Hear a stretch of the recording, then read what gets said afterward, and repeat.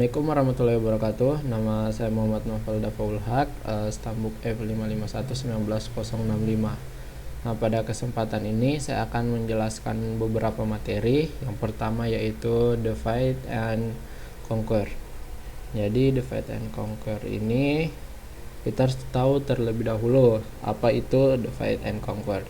Jadi algoritma Divide and Conquer itu merupakan sebuah algoritma yang sangat populer di dunia ilmu komputer.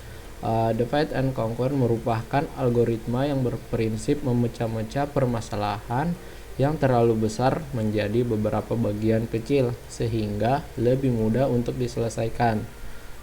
Langkah-langkah umum algoritma Divide and Conquer ada nanti. Ini penjelasan yang terpisah, yaitu divide artinya membagi masalah menjadi beberapa masalah yang kecil yang memiliki kemiripan dengan masalah semula namun berukuran lebih kecil, idealnya berukuran hampir sama. Sedangkan conquer itu artinya memecahkan atau menyelesaikan masing-masing upaya masalah secara rekursif. Lalu combine itu menggabungkan solusi masing-masing upaya masalah sehingga membentuk solusi masalah semula. Jadi dalam Divide and Conquer itu yang pertama ada merge sort. Jadi merge sort ini metode pengurutan. Merge sort adalah metode pengurutan lanjut sama dengan metode quicksort. Di sini metode ini juga menggunakan konsep Divide and Conquer yang membagi data S dalam dua kelompok, yaitu S1 dan S2. Nanti ada itu kita membagi sebuah partisi menjadi dua bagian.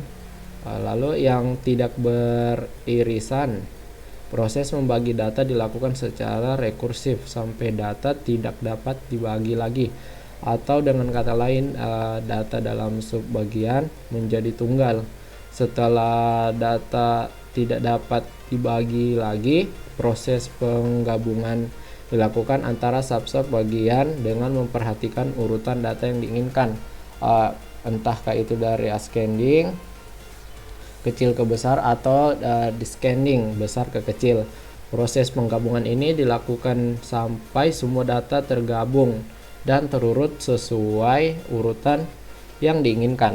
Kompleksitas algoritma merge sort ini adalah seperti ini, O n log n. Nah, kita masuk pada langkah-langkahnya dalam pengerjaan merge sort itu. Jadi di sini kita memiliki 8 buah data. 1 2 3 4 5 6 7 8. Lalu pada masing-masing data ini kita bagi dua. Jadi 4 bagian karena ini ada 8 data. Jadi kita bagi dua seperti ini agar lebih mudah kita lihat. Jadi ini kita andaikan saja partisi merah, ini partisi hijau. Jadi seperti terbagi dua. Lalu di sini katanya lalu dibagi lagi, sebelah kiri 2 bagian dan sebelah kanan 2 bagian juga. Jadi pada partisi merah ini kita bagi dua juga, kita bagi dua lagi. Kan jumlahnya ini ada 4 data dibagi dua, hasilnya 2, berarti seperti ini. Kita bagi dua.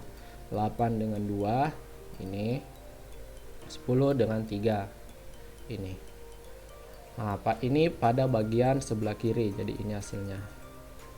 Nah, bagaimana dengan sebelah kanan? Nah, sebelah kanan juga kita bagi dua juga. 19, 9 dan 12 dan 1. 19, 9, 12, 1. Nah, ini juga dibagi dua. Bagian sebelah kanan ini warna hijau. Hasil dari pertukaran bagian sebelah kiri. Nah, itu maksudnya bagaimana? Jadi begini, yang kecil itu nilainya yang lebih kecil kita letakkan di sebelah kiri, sedangkan nilai yang lebih besar itu kita letakkan ke sebelah kanan. Jadi kita bandingkan dulu 8 banding 2. Nah, yang mana yang lebih kecil antara 8 dengan 2? Ternyata yang lebih kecil itu 2, maka 2 diletakkan di sebelah kiri menggantikan posisi 8. Jadi 8 pindah ke kanan menggantikan posisi 2, maka hasilnya seperti ini. Begitu juga dengan 10 banding 3, karena 3 lebih kecil daripada 10, maka angka 3 menggantikan posisi 10 dan 10 menggantikan posisi 3. Nah, hasilnya seperti ini. Ini dia hasil pertukarannya.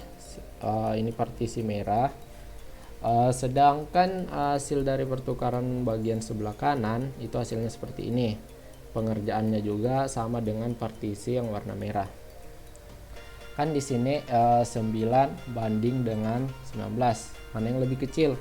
Nah, yang lebih kecil itu angka 9, maka angka 9 menggantikan posisi sebelah kiri yaitu 19, dan 19 pindah ke kanan menggantikan posisinya 9, maka hasilnya seperti ini. Begitu juga dengan 12 banding 1 pindah ke kiri karena 1 lebih kecil daripada 12, dan 12 pindah ke kanan. Nah, hasilnya seperti ini. Ini bagian 1. Nah, bagian 2 nya lanjutannya. Lalu bandingkan nilainya bagian sebelah kiri. Nah, kita bandingkan 2 banding 3. Mana yang lebih kecil? Nah, yang ternyata lebih kecil itu 2. Jadi selanjutnya 2 banding 10 tetap lebih kecil 2, jadi 2 turun. Selanjutnya 8 banding 3. Mana yang lebih kecil? Nah, ternyata yang lebih kecil itu 3. Jadi 3 turun. Lanjut lagi 8 banding 10. Mana yang lebih kecil? Ternyata yang lebih kecil itu 8. Nah, jadi turun. Jadi angka 8 turun dan angka 10 langsung turun karena sudah tidak ada lagi yang akan dibandingkan karena dia nilai terbesar. Lalu bandingkan nilainya bagian sebelah kiri ini nilainya. Selanjutnya, maka nilai final perbandingan sebelah kiri seperti gambar di atas. Nah, seperti ini. Ini hasilnya setelah kita bandingkan. Kan awalnya 28, 3, 10 menjadi 23, 8, 10. Selanjutnya, lalu bandingkan nilainya bagian sebelah kanan. Nah, yang bagian sebelah kanan itu ingat yang ini hijau, sedangkan kiri itu merah. Jadi kita bandingkan nilainya bagian sebelah kanan. 9 banding 1, ternyata 1 lebih kecil, 1 turun. 9 banding 12, ternyata 9 lebih kecil, jadi 9 yang langsung turun. 19 banding 12, kenapa tidak 19 banding 1? Karena angka 1 ini nilainya sudah fix, dia sudah turun, jadi tidak perlu lagi dibandingkan. Jadi kita bandingkan yang belum turun, 19 banding 12. Nah, di sini lebih kecil 12, berarti 12 yang turun, sedangkan angka 19 baru turun karena dia tidak ada lagi perbandingan. Semua data sudah turun. Maka nilai final perbandingan sebelah kanan seperti di atas. Nah, seperti ini. Oke. Lalu bandingkan nilai final sebelah kiri dan kanan. Nah, ini 23, 8, 10 dan 19, 12, 19 kita bandingkan. 2 banding 1. Nah, ternyata lebih kecil 1. Jadi angka 1 turun. Selanjutnya 2 banding 9, lebih kecil 2, jadi angka 2 turun. Selanjutnya 3 banding 1. Tidak, 1 dengan 9 ini 1. Oh ya, hanya angka 1 ini yang sudah tidak bisa dibandingkan karena nilainya sudah turun di sini. Dan 2 juga sudah turun di sini. Nah, 3 banding 9 ternyata lebih kecil 3. Jadi angka 3 turun. Selanjutnya 8 banding 9. Lebih kecil angka 9 daripada lebih kecil angka 8 daripada 9, maka 8 turun. Selanjutnya 10 banding 9. Nah, ini nilainya kita bandingkan karena lebih kecil 9, maka 9 turun. 10 banding 12. Nah, di sini lebih kecil angka 10, makanya angka 10 turun. Sedangkan ini sisanya 12 banding 19. Nah, karena angka 12 lebih kecil daripada 19, berarti 12 turun. lalu yang tersisa angka 19. Nah, 19 langsung turun karena tidak ada lagi bisa dibandingkan. Maka inilah hasil merge source-nya. 1, 2, 3, 8, 9, 10, 12, 19. Dari 8, 2, 10, 3, 19, 9, 12, 1.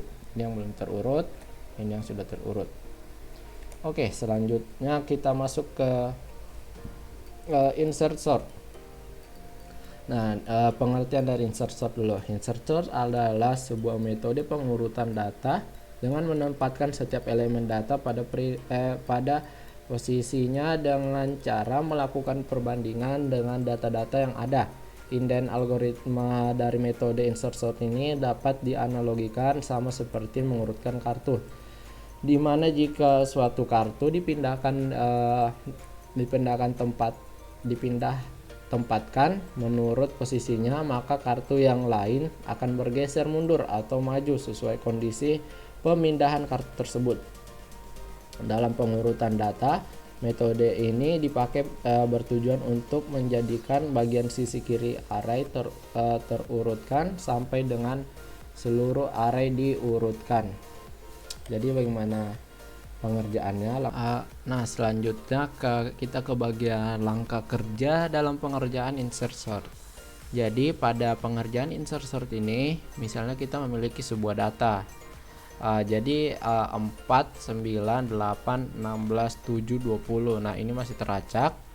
Jadi bagaimana caranya agar nilai ini bisa terurut?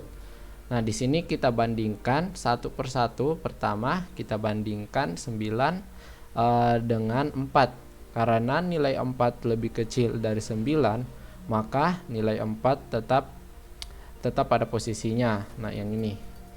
Nah, kita bandingkan dulu 4 dengan 9. Mana yang lebih kecil? Nah, ternyata yang lebih kecil itu 4. Supaya lebih bagus. Nah, ya. Karena 4 lebih kecil, maka dia di sebelah kiri tetap seperti ini. Nah, aturannya di sini, nilai yang lebih kecil itu maka disorong ke kiri. Nah, setelah kita bandingkan 4 ini, kita masuk ke 9.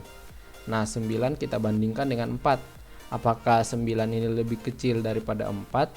Nah, ternyata 9 ini lebih besar, jadi posisinya tetap. Nah, selanjutnya 8 nih. Jadi penjelasannya di sini. Di sini kita bandingkan 8 dengan 9. Karena nilai 9 lebih kecil dari karena nilai 8 lebih kecil dari 9, maka nilai 8 disorong ke kiri. Lalu bandingkan angka 8 dengan 4. Tetapi 4 lebih kecil dari 8, maka nilai 8 hanya pindah satu kali saja. Lalu selanjutnya angka 16 dan seterusnya seperti itu. Nah, jadi di sini kita bandingkan 9 dengan 8. Nah, 9 dengan 8 mana yang lebih kecil? Ternyata yang lebih kecil itu 8. 8 geser ke sini menggantikan angka 9, lalu 8 dibandingkan dengan 4. Nah, mana yang lebih kecil? Nah, ternyata yang lebih kecil itu 4. Jadi posisi 4 itu tetap pada tempatnya, sedangkan yang bertukar itu 9 dengan 8. Maka hasilnya seperti ini. Selanjutnya kita masuk ke indeks yang ketiga atau yang kedua ini. Jadi indeks yang ini 9. Jadi ini maksud saya sorry. Indeks yang ini keempat atau ya 1, 2, 3, 4. Oke. Pada ini 16 kita bandingkan dengan 9. Nah, karena 16 lebih besar daripada 9, maka dia tidak bertukar posisi. Lalu dibandingkan juga dengan 8, lebih kecil 8, dibandingkan dengan 4 juga lebih kecil 4. Nah, maka 16 itu tidak bertukar posisi. Nah, yang ini dia. Selanjutnya kita bandingkan itu 7. Nah, di sini 7 kita bandingkan dengan 16. 7 banding 16 lebih kecil 7, maka angka 7 kita sorong ke kiri menggantikan posisi 16. 7 dibandingkan 9. Nah, lebih kecil 7, maka angka 7 ini menggantikan posisi 9. 7 banding 8, karena 7 lebih kecil lagi, maka nilai 8 ini akan bergeser ke kanan digantikan oleh 7, maka hasilnya seperti ini. Oh iya, kita bandingkan lagi 7 dengan 4, ternyata 4 lebih kecil daripada 7, maka nilainya stop sampai di indeks kedua ini saja. Jadi hasilnya seperti ini. Ini dia. Selanjutnya kita akan menghitung ke indeks yang terakhir, yaitu yang ke 1, 2, 3, 4, 5, 6. Oke, indeks yang ke-6, 20. Di sini kita bandingkan dulu 20 dengan 16. Ternyata yang lebih kecil itu 16. Jadi jika kita membandingkan lagi yang ke sebelah kiri terus menerus sampai mentok di 4, itu semuanya pasti nilainya kecil. Maka dari itu angka 20 tetap pada tempatnya. Maka hasil dari pengurutan menggunakan insert sort itu seperti ini: 4, 7, 8, 9, 16, 20. Nah, ini sudah terurut, sedangkan yang di atas ini yang belum terurut. Oke, setelah kita mengetahui insert sort, selanjutnya quick sort. Nah, di sini quick sort merupakan suatu algoritma pengurutan data yang menggunakan teknik pemecahan data menjadi partisi-partisi, sehingga metode ini disebut juga dengan nama partition exit sort. Untuk memulai iterasi pengurutan, pertama-tama sebuah elemen dipilih dari data, kemudian elemen-elemen data akan diurutkan, diatur sedemikian rupa. Nah, langsung saja pengerjaannya. Ini dia langkah-langkah kerja dalam quicksort. Nah, misalnya kita memiliki angka 5, 9, 7, 8, 16, 20, 12. Nah, ini belum terurut. Lalu kita tentukan pivot dan dibagi menjadi 2 partisi agar mudah. Warna merah yaitu pivot. Nah, keterangannya di sini yang berwarna merah itu pivotnya. Jadi kita bagi menjadi 2 partisi. Ini partisi orange dan ini partisi biru. Lalu yang nilainya lebih kecil kita pindahkan ke sebelah kiri, dan nilai yang lebih besar dari pivot pindahkan ke kanan. Maka hasilnya seperti berikut. Nah, bagaimana bisa hasilnya seperti ini? Baiklah, yang pertama 5 kita bandingkan dengan 8. 5 banding 8, yang mana lebih kecil? Nah, ternyata yang lebih kecil itu adalah 5. Maka angka 5 itu ada di sebelah kiri sini. Jadi 5 turun. Selanjutnya 9 banding 8. Kita bandingkan mana yang lebih kecil antara 8 dengan 9. Ternyata yang lebih kecil itu 8. Jadi karena ini lebih besar daripada pivot, maka angka 9 ini pindah ke sebelah kanan pivot. Nah, jadi dia nanti di sini sebelah kanan. 8 ini kan pivotnya. Jadi angka 9 itu akan pindah ke sebelah kanan. Yang mulanya di sebelah kiri, dia akan berpindah ke sebelah kanan karena pivotnya karena nilainya lebih besar daripada pivotnya. Selanjutnya 7 dengan 8. Nah, yang mana yang lebih kecil? Ternyata di sini yang lebih kecil yaitu 7, sehingga dia tidak melebihi dari pivotnya. Maka angka 7 berada di sebelah kiri. Sebelah kiri pivot, yaitu seperti ini. Berarti 7 turun, 5, 7, 8, 9. Nah, ini yang bagian partisi orange kita sudah ketahui. Nah, selanjutnya kita masuk ke partisi biru. Yang ini kita bandingkan dulu 8 dengan 16. Nah, mana yang kira-kira lebih kecil, pivotnya atau data ini yang partisi biru? Nah, ternyata 16 ini lebih lebih besar daripada pivotnya. Maka jika lebih besar, dia akan diletakkan di sebelah kanan pivot. Nah, seperti ini. Dia 8, 9, 16. Dia di sebelah kanan, bukan ke sebelah kiri. Selanjutnya 8 banding 20. Nah, ternyata nilai 20 lebih besar dibandingkan pivot, yaitu 8. Nah, karena lebih besar berarti dia berada di sebelah kanan. Seperti ini, 20 turun 20. 8, nah, yang terakhir 8 banding 12. Nah, karena angka 12 itu lebih besar daripada pivot, maka posisinya sebelah kanan seperti ini. Berarti 12 turun. Selanjutnya, lalu pisahkan lagi menjadi 2 partisi seperti berikut. Nah, ini kan sudah ada nih. Nah, ini kita bagi 2 lagi, 2 partisi. Berarti Ini partisi orange dan ini partisi biru lagi. Lalu tentukan masing-masing pivotnya. Nah, sekarang ini yang berbeda dari masing-masing partisi ini, mereka memiliki pivotnya tersendiri. Jadi di sini angka 5 itu pada partisi orange saya memilih angka 5 sebagai pivot, sedangkan partisi biru saya memilih 12 sebagai pivot. Lalu yang nilainya lebih kecil dari pivot kita pindahkan ke sebelah kiri, dan nilai yang lebih besar dari pivot pindahkan ke kanan, maka hasilnya seperti berikut. Nah, ini pengerjaannya sama saja dengan yang ini. Nah, kita lihat. Nah, di sini kan sudah kita pisahkan dan memiliki masing-masing pivot. Oke. Kita di sini dulu partisi orange. 5 dibandingkan dengan 7, karena 5 lebih kecil, maka 5 turun. Dan 7 lebih besar daripada 5, maka dia di sebelah kanan pivot seperti ini, berarti 7 turun. 5 dengan 8, nah karena 8 lebih besar dari pivot, dia di sebelah kanan seperti ini. 5 dengan 9, karena 9 lebih besar dari pivot, dia berada di kanan seperti ini. Jadi hasilnya sama saja. Lalu kita masuk ke partisi biru. Nah, di partisi biru ini kita bandingkan 16 dibandingkan dengan 12. 16 lebih besar daripada pivot, maka 16 ini berada di sebelah kanan pivot seperti ini. Berarti 12 turun 16 di sini, di belakang dari pivot atau di sebelah kanan pivot. 20 dibandingkan 12, karena 20 lebih besar daripada pivotnya, maka 20 berada di sebelah kanan pivot seperti ini. Nah, dia turun di sini. Oke, itu dia pengerjaan dari quicksort. Selanjutnya select sort. Nah, di selection sort ini merupakan sebuah teknik pengurutan dengan cara mencari nilai tertinggi terendah di dalam array, kemudian menempatkan nilai tersebut di tempat semestinya.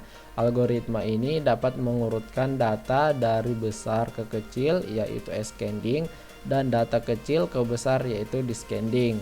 Nah, seperti itu. Kita lihat pengerjaannya seperti apa. Jadi cara pengerjaannya itu seperti ini.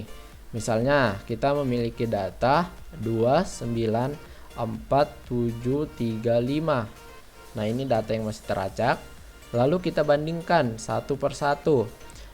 Nilai yang terkecil akan ditempatkan di sebelah kiri. Yang diberi warna merah itu nilai yang sudah fix. Jadi nilainya itu sudah fix, tidak perlu lagi dipindah-pindahkan atau diurutkan. Tergantung dari nilai data, jika ada yang terkecil lagi maka dia akan tergeser seperti itu. Ingat, nilai terkecil itu akan ditempatkan di sebelah kiri. Oke, di sini kita bandingkan 2 dengan 9, mana yang lebih kecil. Nah, ternyata lebih kecil itu 2, maka 2 di sebelah kiri. Nah, nilai 2 di sini berwarna merah berarti nilainya sudah fix. 9 dengan 4 kita bandingkan. Kita masuk ke indeks yang kedua atau data yang kedua, yaitu 9. 9 dibandingkan dengan 4, mana yang lebih kecil? Ternyata yang lebih kecil 4. 4 dibandingkan dengan 7, mana yang lebih kecil? Ternyata 4 masih lebih kecil. 4 dibandingkan dengan 3, mana yang lebih kecil? Ternyata 4 lebih kecil daripada 3. Dan 4 banding 5. 4 banding 3, yang ternyata yang lebih kecil itu 3. Lalu 3 ini kita bandingkan dengan 5.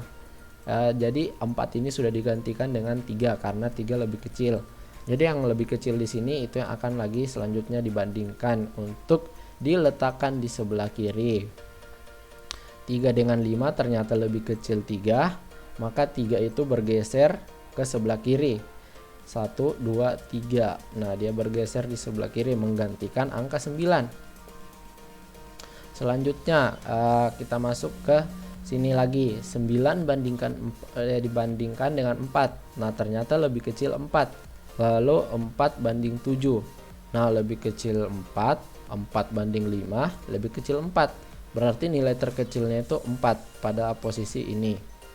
Nah, jadi 4 itu bergeser ke kiri yang menggantikan posisi 9. Nah, seperti itu. Selanjutnya 9 banding 7. Nah, karena angka 7 lebih kecil daripada 9, kita bandingkan 7 dengan 5. 7 banding 5, yang lebih kecil angka 5. Nah, berarti yang warna hitam ini itu yang belum fix nilainya. Berarti 5 ini nilai terkecil, maka dia sorong ke kiri 1, 2. Nah, menggantikan angka 9 ini. Selanjutnya di sini ini ada kesalahan. Nah, di sini 9 banding 7. Nah, 9 banding 7 karena 7 yang lebih kecil daripada 9, maka 7 menggantikan posisi 9 di sebelah kiri sini. Maka hasilnya akan terurut seperti berikut: 2, 3, 4, 5, 7, 9. Nah, seperti itu dia pengerjaan select sort. Selanjutnya, oke, kita pindah ke materi selanjutnya, yaitu decrease and conquer. Nah, bagaimana decrease and conquer ini? Apa itu decrease and conquer? Decrease and conquer adalah sebuah metode desain algoritma dengan mereduksi persoalan menjadi beberapa sub persoalan yang lebih kecil, tetapi selanjutnya hanya memproses satu sub persoalan saja. Nah, seperti apa itu? Di sini ada binary search yang ada pada decrease and conquer. Nah, apa itu binary search? Jadi binary search merupakan sebuah teknik pencarian data dengan cara berulang kali membagi separuh dari jumlah data yang dicari sehingga memperkecil lokasi pencarian menjadi satu data. Dengan teknik ini, kita akan membuang setengah dari jumlah data. Apabila ditemukan kecocokan data, maka program akan mengembalikan output. Jika tidak, pencarian akan terus berlanjut hingga akhir dari pembagian jumlah data tersebut. Nah, seperti apa itu? Nah, seperti ini. Misalnya, kita memiliki data 3, 4, 6, 8, 10, 13, 15. Nah, ya 3 itu indeksnya 0, 4 indeksnya 1, 6 indeksnya 2, 8 indeksnya 3, 10 indeksnya 4, 13 indeksnya 5, dan 15 indeksnya 6. Nah, di sini ada rumus. Ini patokan kita. Jadi rumusnya itu, jika ingin mencari nilai tengah sama dengan batas bawah ditambah batas atas dibagi 2. Nah, selanjutnya jika nilai tengah lebih besar daripada nilai yang dicari, maka batas atas sama dengan posisi tengah dikurangi 1. Selanjutnya, jika nilai tengah kurang dari nilai yang dicari, maka batas bawah sama dengan posisi tengah tambah 1. Nah, contohnya seperti berikut. Kita ingin mencari data yang dicari yaitu 6. 6 itu berada pada indeks yang keberapa? Nah, kita belum ketahui di sini, belum ada indeksnya. Misalnya 6 kita cari. Jadi, pada program itu loop pertama yaitu dia mencari nilai tengah. Nah, defaultnya itu seperti ini. Nilai tengah ini dulu defaultnya. Batas bawah yaitu ini 0 dan batas atas yaitu 6. Lalu 0 tambah 6 dibagi 2 sama dengan 3. Jadi data ketiga itu katanya data yang ketiga ini katanya yaitu 6. Ternyata salah. Jadi data yang ketiga itu 8, sedangkan data yang ingin kita cari yaitu 6. Jadi karena 8 lebih besar dari 6, kita menggunakan rumus yang ini. Jika nilai tengah lebih besar dari nilai yang dicari, maka ini yang kita gunakan rumusnya. Jadi yang akan berubah itu batas atasnya. Jadi batas atas akan diganti menjadi 3 karena posisi tengah yang kita dapat yaitu ini pertama, berarti 3 dikurangi 1, maka hasilnya 2. Jadi batas atasnya di sini diganti dengan 2. Kan awalannya di sini batas atasnya yaitu 6. Nah, pada loop yang kedua itu batas atasnya di sini 2. Seperti itu. Loop yang kedua ini nilai tengah sama dengan 0 tambah 2. Nah, kita mencari ulang, di reset lagi. Nilai tengah, batas bawahnya itu kan 0. Nah, batas atas sudah bukan lagi 3, melainkan 2. Nah, di sini 0 bahagi 2 yaitu 1. Nah, katanya nilai 6 ini berada pada indeks yang pertama. Nah, kita lihat di sini ternyata nilai pada indeks pertama yaitu 4. Ternyata bukan. Jadi 4 kurang dari 6. Karena 4 kurang dari 6, maka kita menggunakan ini. Jika nilai tengah, ini nilai tengahnya, kurang dari nilai yang dicari, ini nilai yang kita ingin carikan 6. Nah, 4 lebih kecil daripada 6. Maka batas bawah akan berubah atau diganti menjadi 1 ditambah 1 sama dengan 2. Nah, di sini kan posisi tengahnya ini, posisi tengahnya yang telah kita dapat, nilai tengah itu posisi tengahnya ditambah dengan 1. Nah, ini maka hasilnya 2. Berarti yang sudah terganti di sini atau yang berubah nilai batas atas dan juga nilai batas bawah sudah terganti menjadi nilai batas bawahnya 2, ini nilai batas atasnya ini 2 juga. Jadi pada saat loop ketiga mencari nilai tengah yang selanjutnya mengikuti batas bawah yang baru dengan batas atas yang baru, 2 tambah 2 bahagi 2 sama dengan 2. Nah, seperti itu. Sedangkan pada indeks yang kedua ini, loop yang ketiga, dia merujuk pada angka 6. Jadi ini yang kita cari. Ternyata angka 6 ini berada pada indeks yang kedua. Nah, seperti itu. Maka nilai 6 ada di indeks yang kedua. Nah, seperti itu yang bisa saya jelaskan mengenai binary search. Selanjutnya, nah ini ada koin palsu. Diberikan n buah koin yang identik, satu diantaranya palsu. Asumsikan koin yang palsu mempunyai berat yang lebih ringan daripada koin asli. Untuk mencari yang palsu, disediakan sebuah timbangan yang teliti. Carilah koin yang palsu dengan cara penimbangan. Nah, seperti itu. Bagaimana cara pengerjaannya? Pengerjaannya itu cukup simpel. Misalnya kita memiliki 14 koin, tetapi di antara koinku itu ada satu yang palsu. Nah, kita asumsikan ini adalah sebuah koin. Ini koin sampai 14 koin. Kita tidak bisa lihat secara langsung ini koin yang palsu. Jadi kita harus menimbangnya. Karena jumlah koinnya genap, selanjutnya koin itu kita pisahkan 2 bagian menjadi 8. Karena 14 salah.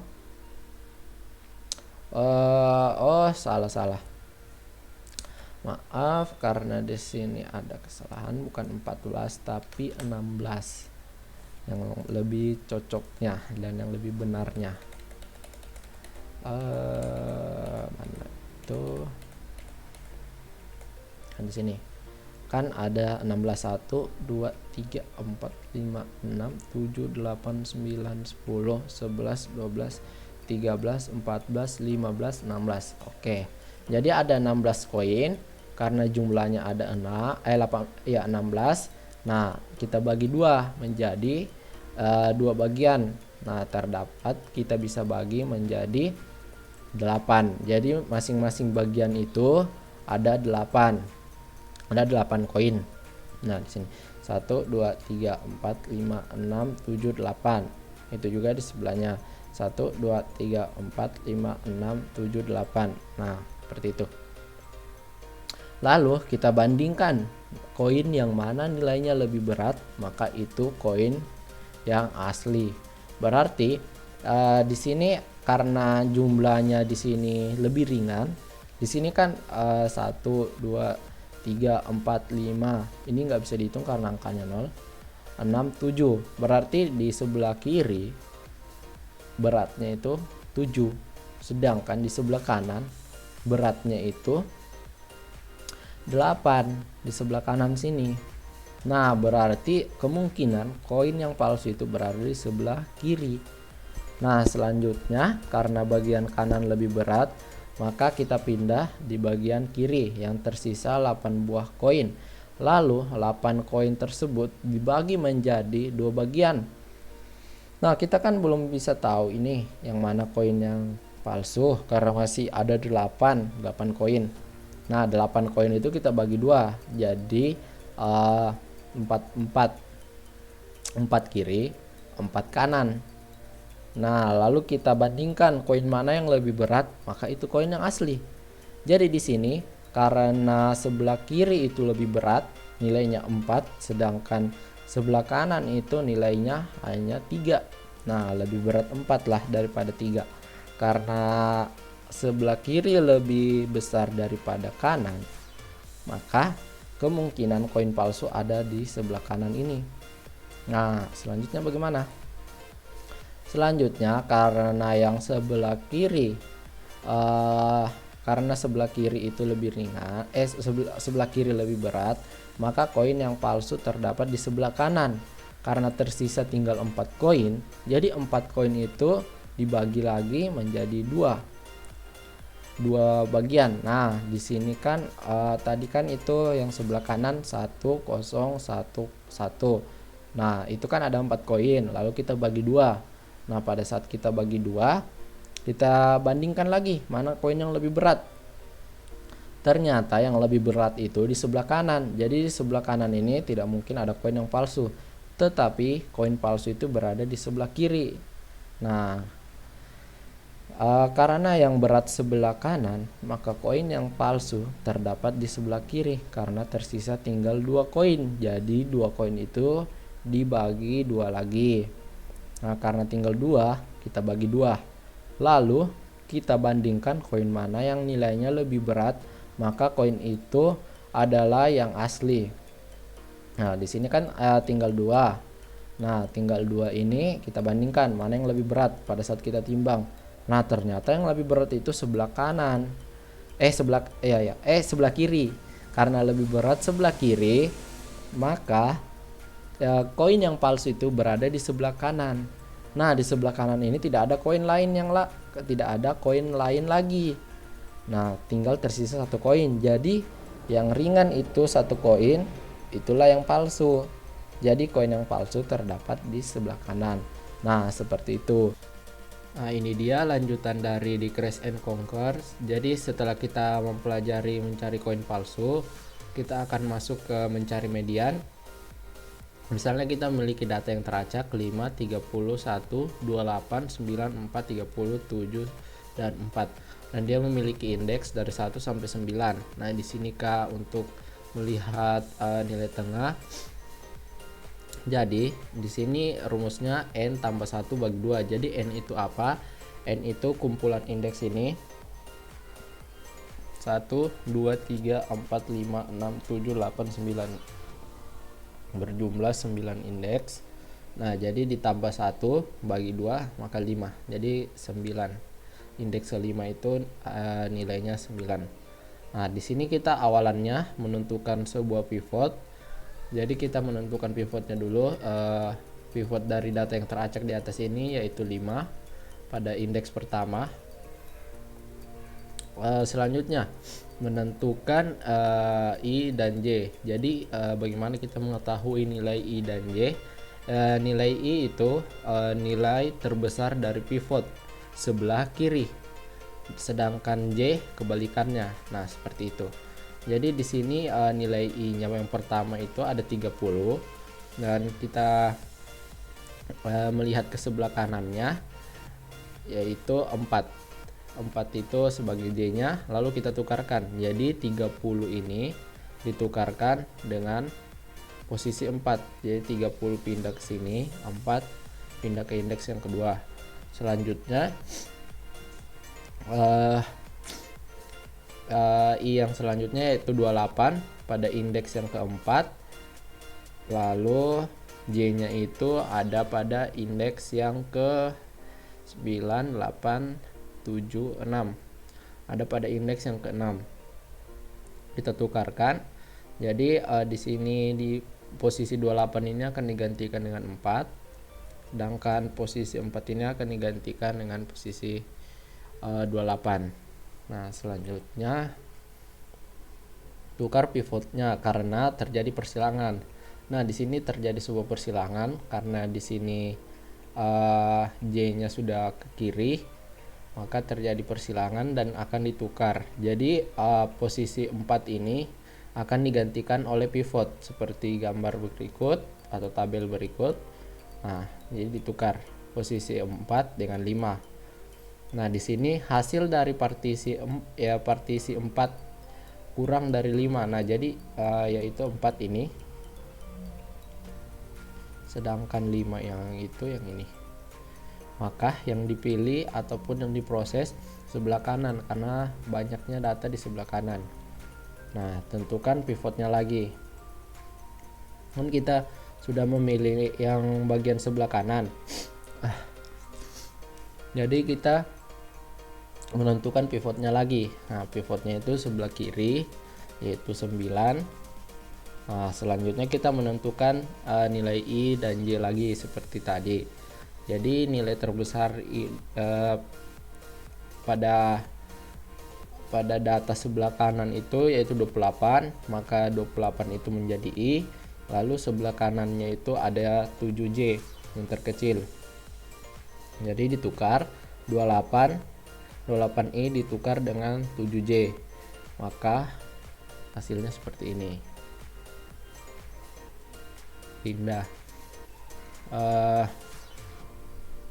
Oh iya, ini kita melanjutkan lagi menentukan I dan J nya lagi. Kita tentukan ternyata ternyata nilai J itu sudah berada di sebelah kiri I, karena aturannya I itu nilai terbesar di sebelah kiri, maka terjadi persilangan di sini. Seharusnya kan yang di samping sini dia mencari terkecilnya, ternyata yang terkecilnya itu ada di sebelah kirinya. Jadi terjadi persilangan, maka pivotnya itu bertukar tempat dengan nilai J-nya seperti ini. 7 pindah ke kiri, 9 pindah ke kanan. Hasil dari partisi ini 6 lebih besar daripada 5. Nah, di sini kan sudah menjadi 6, 1 2 3 4 5 6. Maka yang akan dipilih ataupun yang diproses sebelah kiri. Jadi yang diproses itu sebelah kiri. Karena tersisa 1, maka mediannya yaitu 7.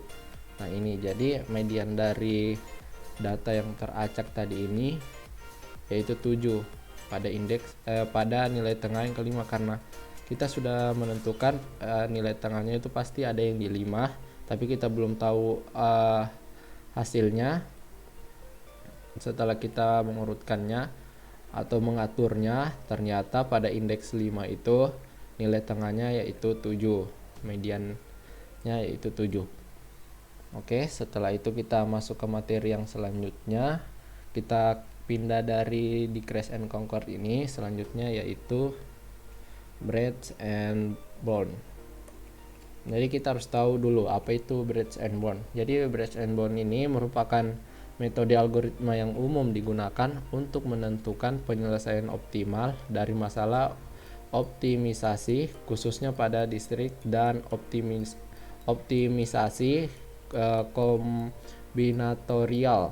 Pada intinya, algoritma ini menggunakan pendekatan enumerasi dengan cara mematikan search space yang tidak mengarah pada penyelesaian. Jadi langkah kerjanya seperti mana? Misalnya kita memiliki ini penerapan algoritma Breadth and Bond pada TSP. Misalnya kita memiliki graf TSP dalam bentuk matriks. Nah, seperti ini awalannya. Selanjutnya kita reduksi. Nah, maksud dari reduksi ini kita mengurangi nilai terkecilnya. Kita cari pada baris pertama ini, nilai terkecilnya itu yang mana. Jadi ternyata nilai terkecilnya yaitu 10. Lalu kita selanjutnya lihat ke baris kedua, ternyata 11, baris ketiga 6, baris keempat 21, baris kelima yaitu 4. Nah, kita kurangi, maka nanti hasilnya seperti ini. Lalu kita periksa juga kolomnya. Nah, kolom pertama itu yang di sini ternyata belum ada 0, jadi kita cari yang terendah 9. Kolom yang kedua sudah ada, kolom yang ketiga belum ada. Lalu kita cari yang terendah yaitu 14. Kolom yang ketiga sudah ada. Ini kolom ketiganya belum ada, kolom keempat sudah ada, kolom kelima sudah ada. Maka hasilnya seperti ini, hasil dari pengurangan. Jadi kan C1 kolom yang pertama ini nilai awalnya yaitu 9, jadi 9 dikurang 9 sama dengan 0, seperti itu. Total semua pengurangannya jadi 10 tambah 11 tambah 6 tambah 21. Ini semua dari mana? Ini nilai semua ini berasal dari ini, hasil pengurangan. Kita jumlahkan, maka 75 itu adalah cos simpul akarnya, seperti itu. Jadi pohon ruang statusnya seperti ini, masih baru satu, simpul yang pertama tadi. Nah, kita masuk ke simpul yang kedua. Jadi lintasannya itu 1,2. Jadi bagaimana maksudnya itu? Maksudnya kita melakukan sebuah infinity pada baris pertama, lalu pada kolom yang kedua, kan ini kolom pertama, jadi ini kolom keduanya. Nah, seperti itu. Kita cek lagi. Jadi pada baris yang kedua ini ternyata sudah ada nolnya, begitu juga ketiga, keempat, kelima. Nah, kita lihat kolomnya, kolom pertama ada, kolom kedua infinity, kolom ketiga ada, kolom keempat ada, kolom kelima ada. Jadi karena tidak ada dilakukan pengurangan, jadi R-nya itu sama dengan 0. Jadi di sini kan nilai 75 ini kita ambil dari simpul yang pertama ini. Jadi 75 ditambah 21. Nah, 21 ini berasal dari mana? 21 ini berasal dari titik koordinatnya ini kan 1. Berarti kita lihat di sini. Nah, di sini kan 1. Nah, selanjutnya koma 2. Jadi ini 1, kan ini koordinatnya 1. Dan diminta pada kolom yang kedua. Jadi kolom yang kedua yang ini 21. Yaitu 75 tambah 21 yaitu 96. Ini pada simpul kedua, nilainya yaitu 96. Masuk ke simpul yang ketiga, lintasannya 1,3, sama saja seperti yang di atas ini, tapi yang membedakan yaitu kolom yang ketiga yang dijadikan infinity-nya, seperti gambar berikut atau tabel berikut. 1 kan ini 1,3. Jadi ini maksudnya baris pertama kolom ketiga yang dijadikan infinity. Itu 1, 3.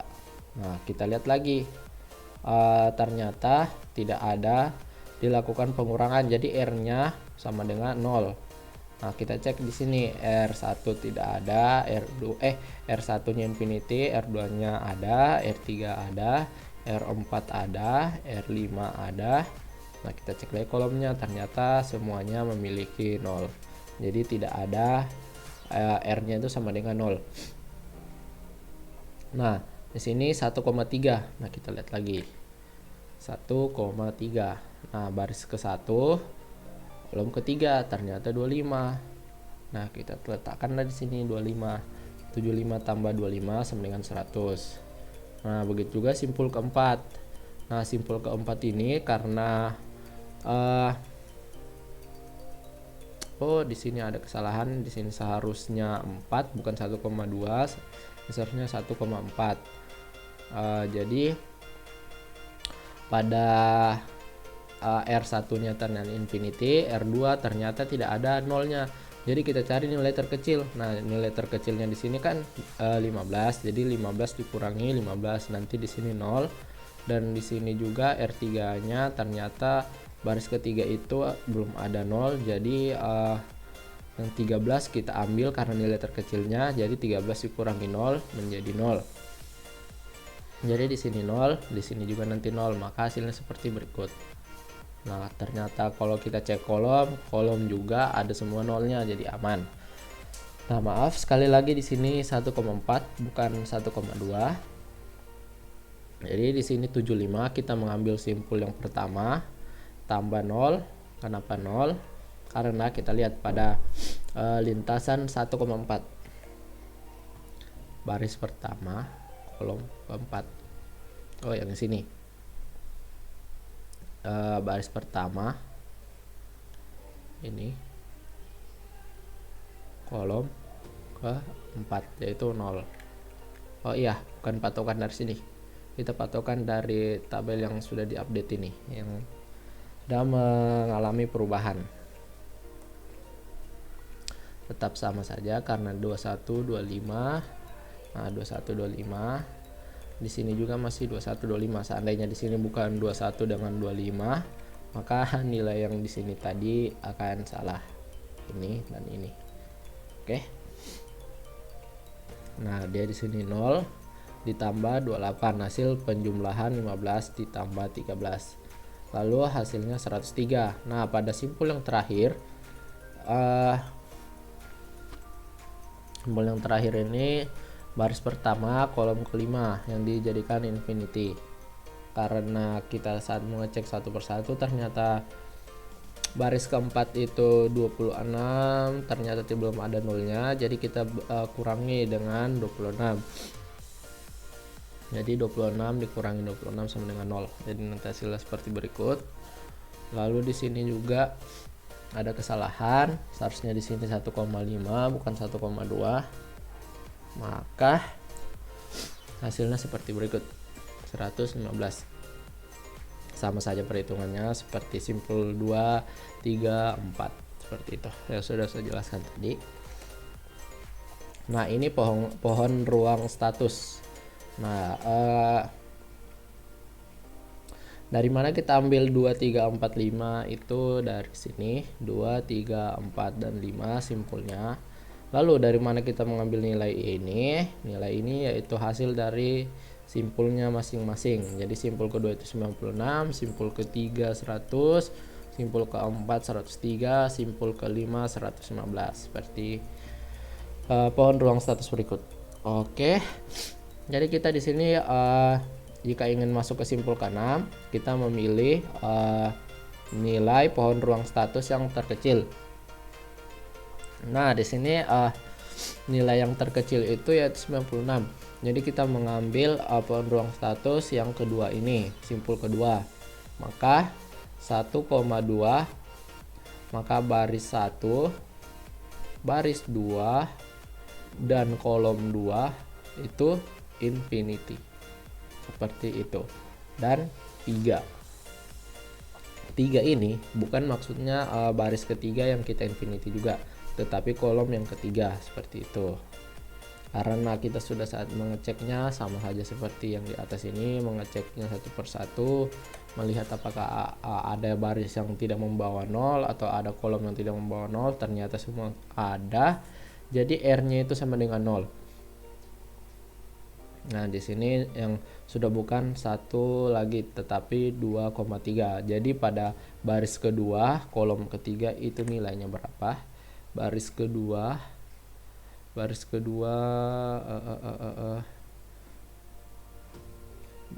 kolom ketiga 22. Ya, 22. Makanya di sini diletakkan 22 tambah 0 sama dengan 118. Jadi simpul ke-6 nantinya ini hasilnya 118. Selanjutnya simpul ke-7 juga sama seperti begini, tapi yang membedakan pada pada nilai dalam tabelnya ini baris yang ketiga ternyata tidak membawa 0, jadi dipilih salah satunya untuk dijadikan 0 yang aturannya nilai terendah. Jadi kita dapat nilai terendahnya pada baris ketiga ini yaitu 16. Jadi 16 dikurangi 0 sama dengan 0. Hasilnya nanti seperti berikut. Saat kita mencek kolomnya, ternyata kolomnya juga membawa masing-masing 0. Jadi hanya 16 lah yang diambil. Nilai 0 ini dari titik koordinat 2,4 seperti penjelasan saya sebelumnya yang di sini. Oke. Simpul ke-8 yaitu lintasan 1,2,5. Nah, pada baris pertama, baris kedua, kolom kelima itu infinity, seperti itu. Karena tidak ada dilakukan pengurangan, jadi R-nya sama dengan 0. Jadi Rumusnya seperti berikut. Oke. 96 ini diambil dari nilai pohon ruang status kedua. Nah, pohon ruang status kedua selanjutnya akan berevolusi seperti berikut. Jadi pada 2 ini menghasilkan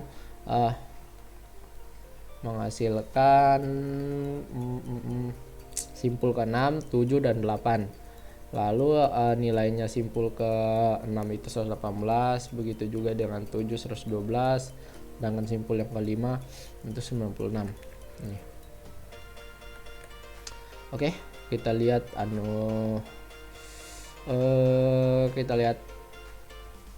graf TSP-nya. Jadi karena pada simpul selanjutnya yaitu simpul 9, jadi lintasannya itu 1, 2, 5 dan 3. Nah, di sini yang berbeda yaitu 5. Kita memilih simpul yang kelima karena simpul yang kelima ini nilainya lebih rendah dibandingkan simpul kita memilih simpul yang ke-8 karena simpul ke-7 dan ke-6 lebih besar nilainya dibandingkan simpul ke-8. Maka kita memilih yang kelima. Selanjutnya, jadi 1 itu baris pertama, 2 baris kedua, kolom kedua, 5 baris kelima, kolom ke-5, seperti itu. Itu yang dijadikan infinity. Itu maksud dari angka di atas ini.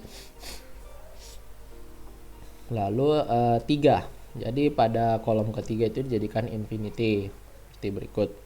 Nah, kita cek lagi kolomnya, ternyata pada R4 itu baris keempat ada yang tidak membawa angka 0 yaitu 26 di sini. Jadi 26 karena tidak ada lagi nilai yang lain, hanya 26, jadi 26 dikurangi 26 yaitu 0. Jadi nanti hasilnya akan 0, di sini akan 0. Dan rumusnya seperti berikut yang di bawah ini. Oke, masuk ke simpul yang selanjutnya yaitu simpul 10, lintasannya 1, 2, 5, 4. Jadi pada saat yang sudah terpilih seperti 1, 2 dan 5 ini sudah tidak dipakai lagi. Jadi nilainya itu sudah infinity. Jadi tidak perlu lagi dihitung. Yang belum terpakai kan 3 dan 4. Jadi nanti di sini 3 dan 4 itu lagi yang dihitung seperti itu. Karena pada graf TSP ini baris ketiga tidak membawa angka 0, maka dia akan dikurangi dengan jumlah dengan angka terkecil dalam tabel tersebut.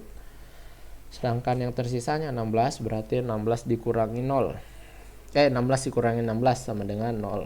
Dan begitu juga baris keempat, 40 dikurangi 0 seperti itu. Dan ini rumusnya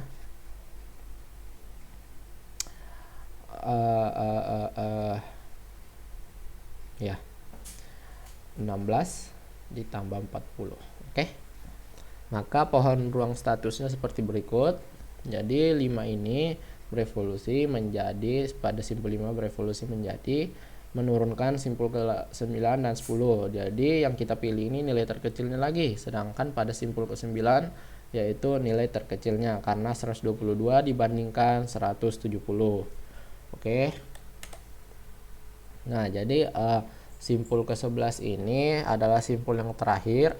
Jadi lintasannya itu 1, 2, 5, 3, 4. Nah, bagaimana itu? 1 baris pertama, 2 baris kedua, kolom kedua, dan 5 baris kelima, kolom kelima, dan 3 baris ketiga, kolom ketiga, dan 4 kolom keempat, seperti itu. Kolom keempat dan betul, sudah. Jadi habis semuanya menjadi infinity.